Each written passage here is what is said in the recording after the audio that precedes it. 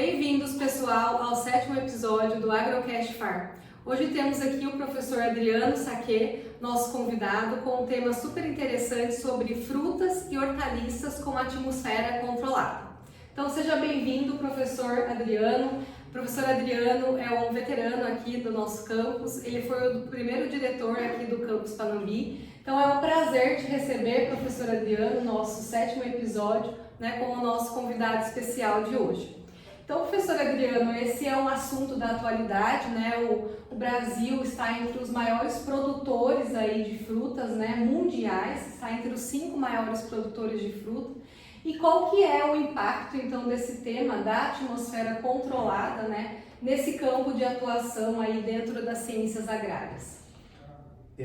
Boa tarde, colegas, colega professora Micaela, nossos alunos bolsistas aqui. Agradecer pela oportunidade de poder comentar, conversar um pouquinho sobre esse tema que trata da conservação, da conservação do armazenamento, então, de frutas e hortaliças frescas, que são produtos, via de regra, altamente perecíveis. E como você mesmo falou ali, nós estamos entre os 3, eu vou agora botar um pouquinho de detalhe na história, entre os 3 maiores, no máximo entre os 4 maiores produtores mundiais de frutas e entre os 5 maiores produtores mundiais de hortaliças. Só que o que acontece? Um dos grandes problemas nossos é o nosso índice muito elevado de perdas, de desperdício de alimentos. É o gargalo da produção. De desperdício de alimentos frescos, que são perecíveis, num país que, não digo que a gente passe tanta fome, mas a gente tem dificuldade com a disponibilidade de nutrição, de vitaminas, de minerais, de fibras, desses componentes que são fundamentais para a nossa saúde, para a nossa alimentação. E frutas e hortaliças todo mundo sabe, Não vamos falar aqui em grãos, mas assim, grãos, cereais, grãos em geral, frutas e hortaliças, alimentação saudável, e de preferência com o mínimo de resíduos químicos possíveis, tá? Então, ao mesmo tempo que esse é um dos grandes dilemas nossos. Ao mesmo tempo que nós estamos entre os 4 ou 5 maiores produtores mundiais de frutas e hortaliças, e é uma quantidade muito grande, nós temos produtos, pessoal, o mamão, por exemplo, nós chegamos a desperdiçar mais de 30% daquilo que a gente produz. E as perdas, elas começam já lá na lavoura. Por isso que aqui, essa conversa aqui, ela não envolve só pós-colheita. Tudo que acontece no período, na fase de pós-colheita, está altamente relacionado e também dependente do manejo pré-colheita, tá? Na fase de cultivo, no acompanhamento, no manejo, na determinação adequada do ponto de colheita desses produtos, porque a formação da qualidade, seja do grão, seja das frutas aqui mais focado, frutas e hortaliças, a qualidade, e que é um termo bastante complexo, vai muito além daquilo que as pessoas imaginam, ela se forma enquanto a fruta ou a hortaliça, que o pessoal chama de verduras e tal, Isso. A qualidade se forma enquanto o órgão, essa parte, está na planta, Então você tem que tentar também, deveria conhecer melhor como definir o melhor ponto de colheita dessas frutas e dessas hortaliças. E aí você entra num bojo assim que vai uma discussão longa, porque se você falar em morango, por exemplo, que é um fruto que é diferente da maçã e da pera e do abacate, que num conceito geral, que não é muito correto, do ponto de vista fisiológico e bioquímico, que amadurece depois de colhido, o morango não muda muito depois que tu colheu. Então, se tu colheu um morango, que nem muita gente faz, meio verdinho, meio não sei o que, para tentar conservar ele por mais tempo, o sujeito está perdendo em qualidade, está perdendo em aroma, sabor, acidez, está muito ácido, rigidez, entende? Então envolve todas essas questões. Produção a campo, no pomar ou na lavoura, seja porque as hortaliças, quando é em grande escala, é lavoura, não é mais horta, É uma lavoura. Então, assim, a qualidade do produto que você tem, que você terá para armazenar ou comercializar, depois, depende da logística de comércio de mercado, depende muito da formação dessa qualidade enquanto na planta e da determinação do ponto de colheita mais apropriado. porque você pode ter, nós vamos falar aqui sobre as tecnologias mais avançadas que tem para a conservação dessas frutas e hortaliças frescas, que via de regra tem até ou mais de 90% de água, que são muito mais perecíveis do que os grãos, por exemplo, né? Então você tem tecnologia, você tem muita informação. Agora, o processo todo de acompanhamento e controle desse período de conservação, ele não é tão simples assim. Exatamente. Exige muito conhecimento técnico. Bem, professora Adriana, então você está falando que a problemática dentro desse assunto é muito maior, né? Que envolve a segurança alimentar, né, do final da cadeia, com essas perdas gigantescas, né, no armazenamento e na manutenção daquela fruta ou hortaliça. Mas também tem, acredito que tenha, né, você pode nos falar melhor, que tem uma variação, por exemplo, dentro ali do mesmo grupo de frutas. Eu não consigo fazer uma mesma manutenção ali dentro dessa atmosfera ou dentro ali do grupo das maçãs, ou isso pode ter uma variação crítica? Tem variações e muitas vezes são muito críticas. Se tu pegar kiwi ou kiwi, que é um fruto que ele é altamente sensível ao etileno, que é um hormônio que ele tem várias funções na planta, mas no fruto é um hormônio que ele acelera o processo de amadurecimento. Então, se ele acelera o processo de amadurecimento, ele antecipa a senescência, ele encurta o período de conservação. Então, se você colocar kiwi junto com maçã, kiwi e maçã tolera 0 graus. Tá? 0 graus, câmara frigorífica, 0 graus. Falando em atmosfera controlada, né, que a gente vai explicar o que vem a ser isso, mexe na concentração de oxigênio e CO2 e do etileno durante o armazenamento. Mesmo que você tente controlar o etileno, o kiwi é altamente sensível ao etileno. Se você colocar junto com a maçã, já era. Então, se você colocar o kiwi separado, nas condições apropriadas e de preferência eliminar o etileno da câmara frigorífica, que é o espaço hermético, você consegue nesse sistema sem produto químico, e aí entra o dilema relacionado à segurança alimentar. Na fase de pós-colheita, você não usa um fungicida, não usa, né? Com a temperatura baixa, apropriada, concentrações de oxigênio mais baixa e CO2, na medida do possível, você eleva isso e controla isso rigorosamente com equipamentos altamente modernos e de precisão, sofisticados. Cara, de 3 meses que tu manteria numa câmara fria normal, tu vai para 10 meses o kiwi, né? Então você triplica, no caso do kiwi, você triplica o período de conservação. Kiwi fresco para depois você tirar da câmara frigorífica e comercializar. Isso, sem agroquímico, sem um veneno lá. Isso possibilitou eu não ter sazonalidade, então, né? De disponibilidade, então, desses produtos. Esse é um dos grandes objetivos. Ao mesmo tempo que se você usar um sistema de armazenamento de forma apropriada, né, que você consiga estender o máximo possível o período de conservação desses frutos com qualidade, né, você consegue ofertar produto, ou a fruta que for, quase todas elas, durante o ano todo. E você tem uma janela de, por exemplo, da maçã Gala e Fuji, que nós produzimos inclusive aqui no Brasil, né? A colheita da maçã Gala e Fuji vai de final de janeiro, fevereiro até março, abril, 2, 3 meses. Agora, se você, e aqui em Vacaria e Freiburg, as pessoas tem muitas empresas com tecnologia para isso, joga maçã Gala, joga maçã Fuji até dezembro.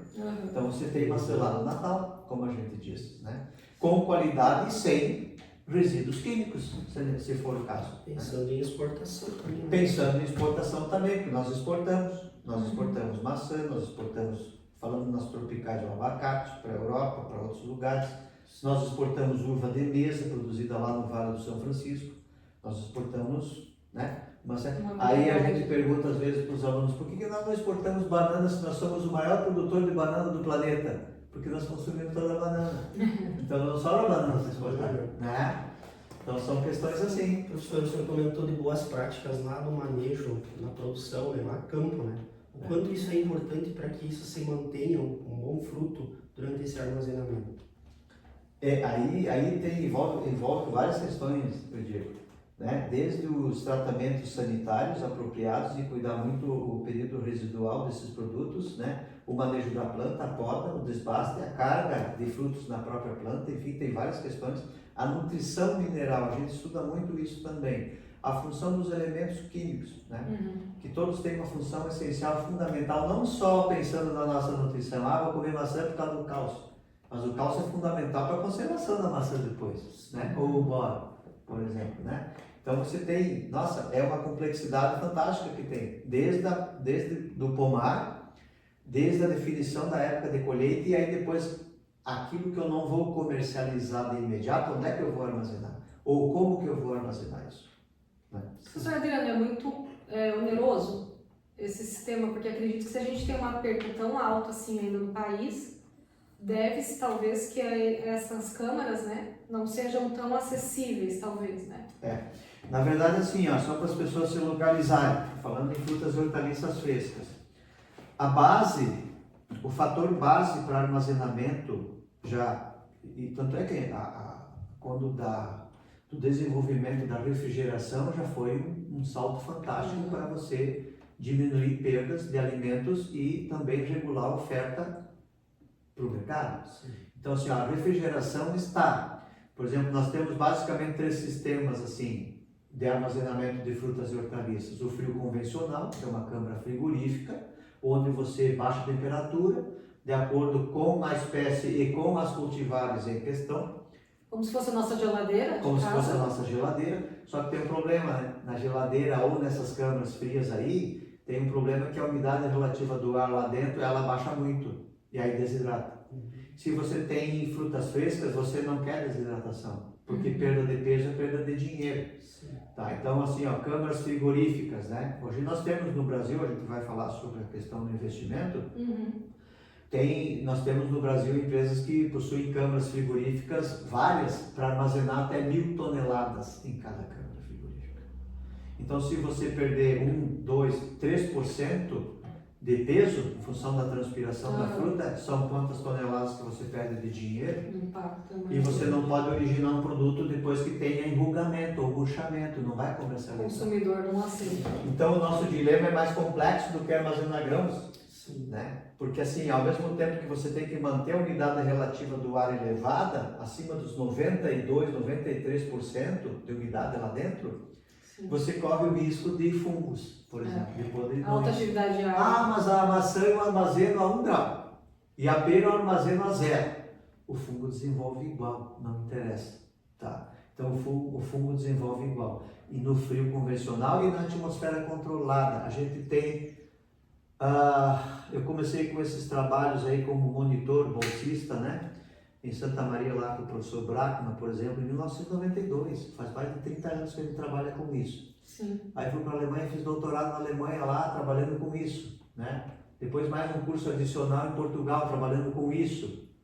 Então, assim, complexa a situação para você armazenar frutas e hortaliças com qualidade, tentando diminuir transpiração, perda de peso, a ocorrência de fungos. Nós aqui no Brasil, até pouco tempo, ainda podia usar um tipo de fungicida. Agora eu não lembro bem como é que estava essa situação, mas na Europa, basicamente, quase toda a Europa não é proibido. Não pode usar produto químico na pós-colheita, né? E aí, como é que você vai combater o fungo que está lá dentro, que veio do campo? Né? Então você diminui a temperatura, você diminui a atmosfera controlada, você diminui o oxigênio.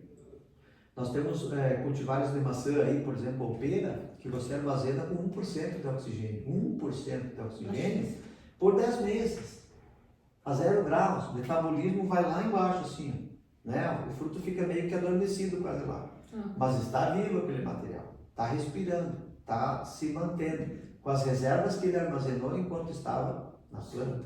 Né? Professor, só para os nossos ouvintes não terem dúvida, qual que é a diferença, né, da atmosfera controlada e da modificada, né? Que às vezes pode parecer sinônimos, né? Mas aí você pode nos esclarecer que são diferentes. Então, a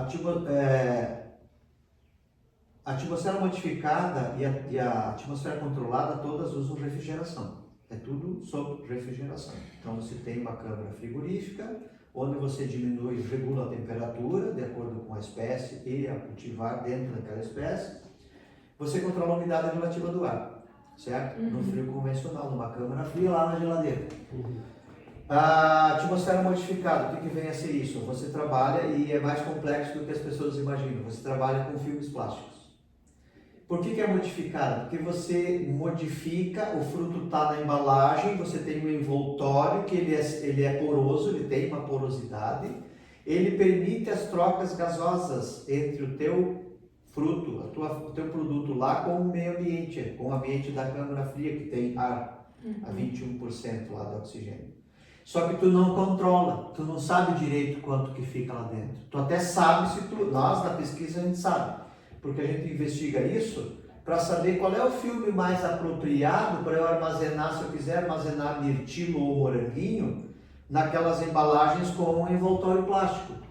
Só que depende muito da taxa de respiração, do metabolismo daquele fruto, depende muito da temperatura que tu vai colocar aquele fruto e depende muito daí da espessura, a composição do plástico e a porosidade do plástico, para fazer com que aquele fruto que está lá dentro, ele consiga receber oxigênio do ambiente externo e o CO2 que se origina na respiração, ele consiga sair em parte.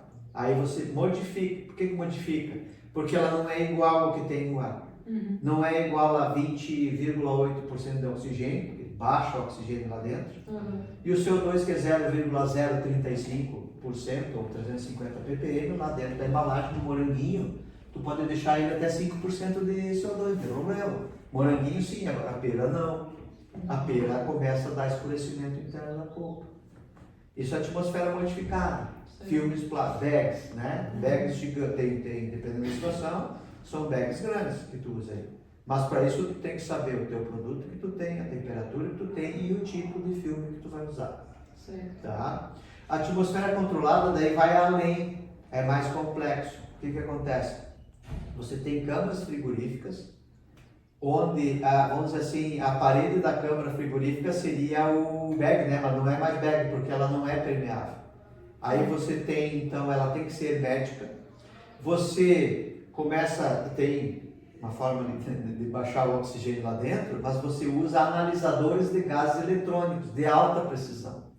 Porque você tem que ter certeza absoluta que se eu, por exemplo, trabalhei com uma maçã Fuji, né? Eu posso baixar o oxigênio da Fuji a 1%.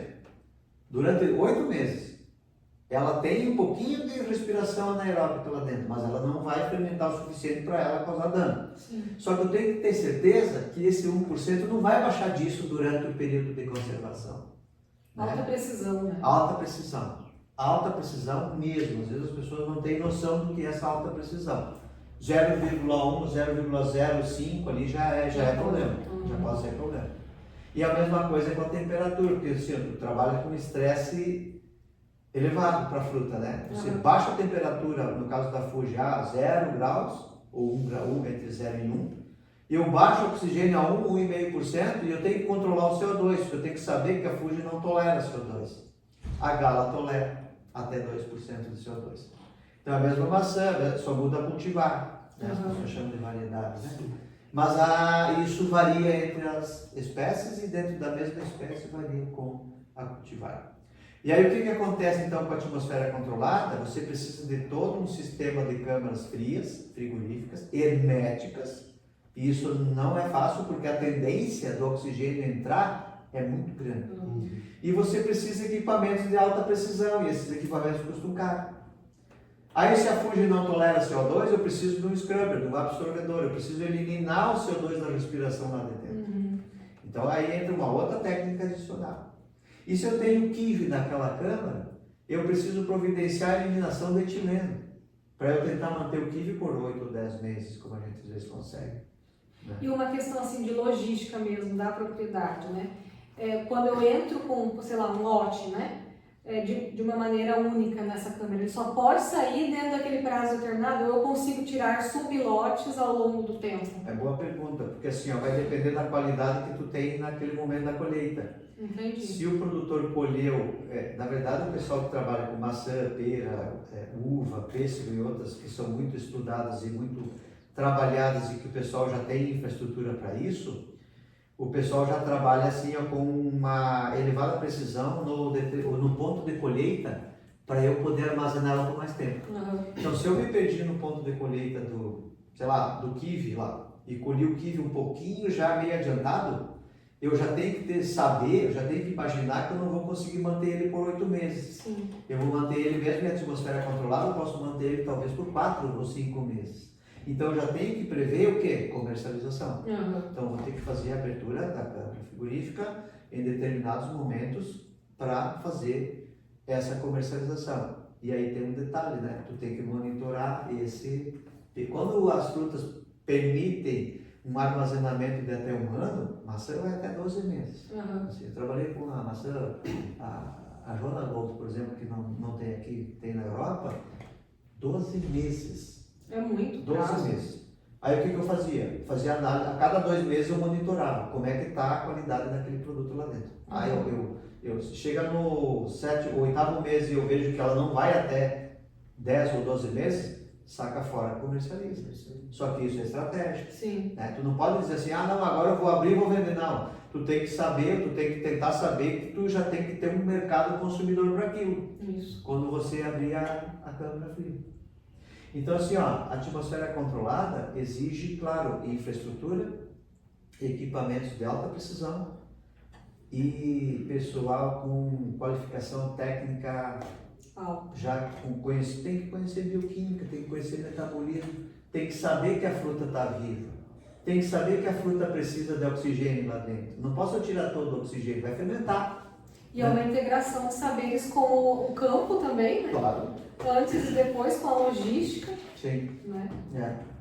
Então assim, ó, e aí se nós fôssemos aprofundar um pouquinho mais sobre essa atmosfera controlada, não faz muitos anos, inclusive pouco antes de 2015, depois quando fui para Portugal em 2015, 2016, e aí com projetos em conjunto com a Alemanha, por exemplo, e Holanda, que a gente tem essas parcerias, aí surgiu a tal da atmosfera controlada dinâmica. O que é isso?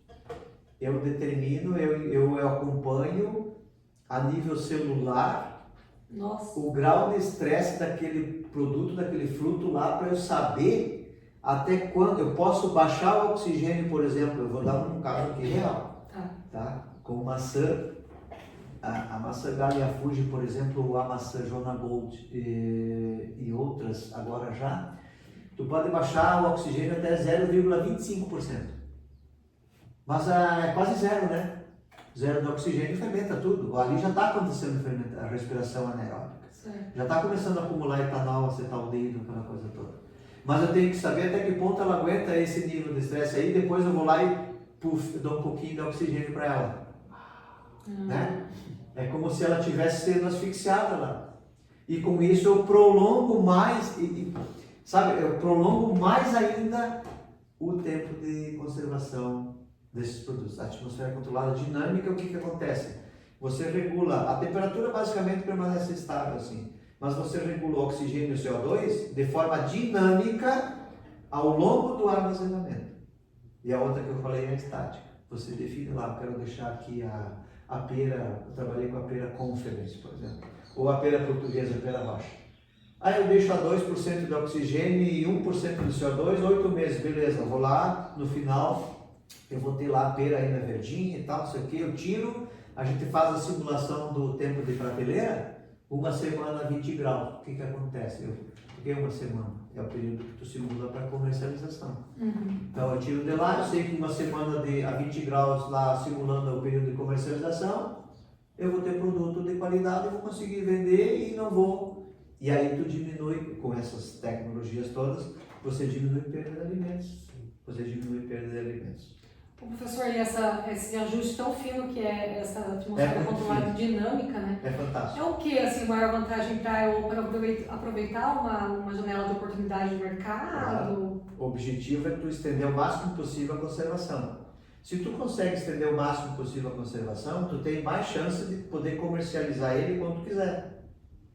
Aí o produtor e o armazenador ganha com isso, porque vai botar com preço maior. O consumidor vai ter que pagar um pouco mais caro, mas ele não vai ficar sem produto. Sim.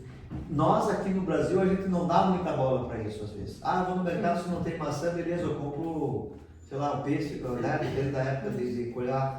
Mas na Europa, Estados Unidos, Europa, Japão é diferente. O pessoal considera isso. e considera assim, ó, considera produto de qualidade, o que que acontece? Como é que está o aroma? Como é que está o cheiro? O sabor dessa fruta, né? E aí entra várias questões, e a gente fala para os alunos. Por que que muitas vezes a gente compra o que nos oferece? Porque a gente não conhece conceito de qualidade. O que que é um alimento de qualidade? Claro que está muito atrelado ao nosso poder aquisitivo. Se eu não tenho muito dinheiro, eu vou comprar segunda linha, né? Agora, quando o cara tem poder aquisitivo e conhecimento, informação, né? Ele vai selecionar. Por isso que nós, em várias situações, nos vendem, nos impõem toda e qualquer coisa ruim. Desde telefonia e outras coisas, se for forma aqui. Né? Porque, bueno, o Brasil tem 210, sei lá, 215 milhões de habitantes, é um local de consumo fantástico para muitas áreas. Né? E nas frutas também a gente percebe isso. Eu vou no mercado, às vezes quase me dá um infarto às vezes, né? Não em todos os mercados, mas algumas fruteiras, né? Sim. O pessoal tentando vender fruta estragada, vender tomate podre. Né? Aí bota lá, tá R$1,90. Beleza, tava 5 e pouco, agora tá R$1,99, eu vou levar. Mas tem um motivo. Mas tem a questão do fator econômico. Então, a gente nem sempre tem para poder pagar e exigir um produto, por exemplo, orgânico. Né? Sem resíduo. Lá fora eles chamam de produto bio, né? Bio. O selo bio lá, na Alemanha e outros lugares. Então o sujeito lá tem poder aquisitivo, tem dinheiro para pagar porque ele sabe que aquele lá não tem resíduo, não pode ter resíduo, e ele vai pagar mais caro, o dobro ou o triplo às vezes, tá? Isso é real, mas ele vai comprar um orgânico. É mais ou menos nessa linha. É o que motiva os produtores brasileiros também a vender lá fora, porque vão receber. Então, quem é que exporta? A gente vê por aí, ó. Açúcar mascavo exporta para a Europa, tem que ser orgânico. Cachaça, o Weber House, né, lá de Ivoti, exporta cachaça orgânica para a Europa. Valor agregado. Entende? Valor agregado, segurança alimentar, etc, etc, etc. Né? Então, assim, nós temos ainda muitos fatores que influenciam de forma que nós sejamos, não digo manipulados, né, mas a gente fica meio que sujeito a essas situações que estão por aí, né, com os alimentos e com outros produtos. Certamente, isso aí, professor. E entrando nesse gancho aí de todo esse consumo da atmosfera dinâmica controlada, desses produtos orgânicos, o que o senhor acha que seria a tendência daqui para frente nesse ramo de conservação pós-colheita de frutas? Tu falou em duas questões, uma questão dos orgânicos, né? Por exemplo, assim, ó, quando eu voltei da Alemanha, que eu fiz o doutorado lá de 98 a 2002, há muitos anos que os caras já vinham com a produção orgânica, ecológica, bio e produção integrada e tal. Aí eu não esqueço disso, porque assim, ó, a gente comentava algumas coisas, né, com as pessoas, ó, até mesmo em locais de trabalho, coisa assim, ó, gente, vamos tentar fazer. Ninguém dava bola. Agora então parece assim que a gente tem um delay, né? A gente tem um retardamento aí de 25 anos, que agora todo mundo está falando do bio. Dos bioinsumos, não sei o quê. Né? Então assim, a gente tem que parar, às vezes, por isso que eu digo assim, ó, informação é poder. Né? E tu tem que ter certeza da informação para ti, e não ir atrás do que todo mundo fala. Né? Então assim, porque existe uma pressão de mercado muito grande para vender produto. Então, sei lá, as empresas querem vender produtos químicos. Aí então os orgânicos quase não se falava, hoje em dia já está se expandindo muito isso, né? Então assim, são questões que nos deixam muitas vezes alienados. Aquela velha dependência, né, de tecnologias estrangeiras. Aí quando surge um problema, tu não tem, aí tu depende do outro, aí tu depende de um outro país para te vender, aí o cara bota o preço que quer. Pandemia foi um exemplo. E mesmo nessas décadas, né, professor, que você fala que trabalha com isso, você acha que já teve um avanço assim significativo do Brasil para melhorar essa questão? Né? Eu acho que nós estamos avançando sim, eu acho que, porque assim, ó, veja bem, eu iniciei com isso em 92, década de 90, início dos anos 90, até metade dos anos 80 não se falava quase nada disso. E nos últimos 25, 30 anos se expandiu muito isso, né? Não só em função minha, mas outros grupos, né, de pesquisa, né? O professor Brackmann, por exemplo, que já tinha voltado da Alemanha, então as pessoas vão conhecendo essas tecnologias, vão ajudando outros, vão disseminando essas informações. Né? Então, eu fui para lá, eu voltei, a gente tenta pelo menos falar alguma coisa. Agora eu fico feliz quando, sei lá, 10%, 5% das pessoas que escutam algumas coisas compreendem e levam a sério, porque às vezes as pessoas não levam muito a sério, né? Sim. Entende? Mas até é importante para o consumidor, né, em casa, entender a nossa conversa aqui está ligado diretamente, né, ao nosso dia a dia, né, à nossa rotina, né? Então eu queria agradecer, professor Adriano. Hoje a gente teve uma aula aqui sobre isso. Quem quiser saber mais, o professor Adriano faz parte do setor de recursos naturais aqui, do curso de agronomia e de técnico integrado em agricultura. Então ele está sempre disponível aqui, né, para tirar maiores informações, auxiliar com dúvidas, né, relacionadas aí à atmosfera controlada. E assim, eu a partir de 2017, quando eu terminei aquele doutoramento em Portugal, por exemplo, né, já vamos fazer 8 anos, a gente não para no tempo, né? A gente tem então grupos de pesquisa, grupos de inter-relações internacionais. Sim. Então eu tenho conhecidos na Holanda, na Bélgica, na Alemanha, Portugal, Espanha, outros países, que tu está sempre trocando figurinha, está sempre acompanhando a dinâmica dessas áreas aí, dessa área que a gente tem, né? Hoje eu trabalho em outras áreas, a gente não tem infraestrutura para poder trabalhar alguma coisa nesse sentido, mas a gente mantém a atualização nisso, né? Lendo trabalhos, publicando alguns trabalhos em parceria e também como assessor científico de periódicos nacionais e internacionais. Com isso você está recebendo, você está sabendo, você está acompanhando tudo isso. Você não, né, a gente não para de estudar. É mais do que nunca a ciência hoje a gente não faz sozinho, né, professor Adriano? Não. Hoje está tudo interligado, ainda bem, né, que a gente consegue ter essa ferramenta como o podcast, né, para disseminar o conhecimento, para entrar em contato mais fácil com os pesquisadores, né, da área e conseguir cada vez mais, né, chegar não só para o produtor, né, mas para o público-alvo também, né, nosso, que é a pessoa lá, né, o dono de casa, né, as pessoas que consomem esses alimentos, né, e precisam... Isso, um dia seria importante falar sobre essa questão do desperdício, né? Sim. Porque assim, o desperdício começa na lavoura, né, vai na lavoura, ou por clima, ou por manejo, ou por máquina, ou por pragas, ou não sei o quê, ou na colheita, depois vai no mercado, o manuseio que as frutas e hortaliças recebem nos mercados, né?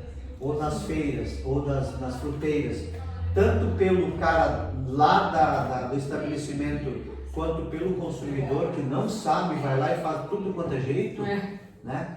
E depois em casa, a gente joga muita coisa fora, a gente desperdiça muito alimento, simplesmente ou por desleixo, ou por falta de conhecimento também, de como armazenar ele em casa mesmo, né, em sacolinhas, ou aí entraria numa parte em direção à atmosfera modificada, dos saquinhos, né, do fio de plástico, e do próprio manejo e do consumo das partes dos produtos. Nós jogamos fora a folha da beterraba, né, a folhinha do brócolis, ou da cenoura. Isso tudo a gente joga no lixo, alimento. Esse assunto é um universo, né? Vai longe. A gente não vai conseguir, infelizmente, né, tratar aqui de forma geral, mas já tivemos muita informação, agradeço a sua participação, que episódio maravilhoso, né? E a gente queria, como toda vez a gente faz aqui, te agradecer e dar uma pequena lembrancinha do nosso episódio então, especial aqui, tá? E agradeço, então nós ficamos para uma próxima com o 8º episódio para o mês que vem. Até mais, pessoal!